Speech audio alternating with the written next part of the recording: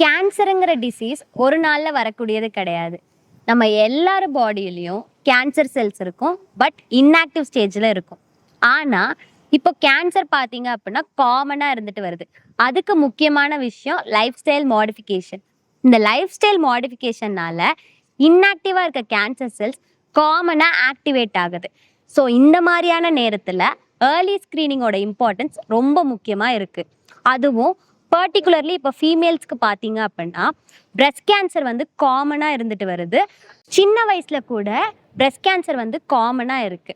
So இந்த மாதிரியான நேரத்தில் ஏர்லி ஸ்க்ரீனிங்கிறது ரொம்ப இம்பார்ட்டண்ட்டாக இருக்குது. நான் என் ஹாஸ்பிட்டலில் இருந்த ஒரு எக்ஸ்பீரியன்ஸை உங்களுக்காக ஷேர் பண்ணுறேன்.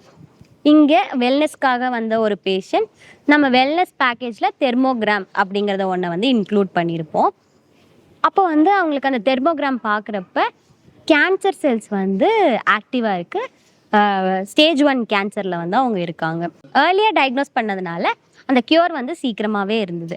ஸோ எல்லாருமே ஃபீமேல்ஸ், பர்டிகுலர்லி ஃபீமேல்ஸ் பார்த்தீங்க அப்படின்னா செல்ஃப் எக்ஸாமினேஷனோ இல்லை மேமோகிராமோ இல்லை தெர்மோகிராமோ ஏதோ ஒன்று எடுத்து ஏர்லியாகவே ஸ்க்ரீன் பண்ணி சீக்கிரமாக டயக்னோஸ் பண்ணிக்கோங்க.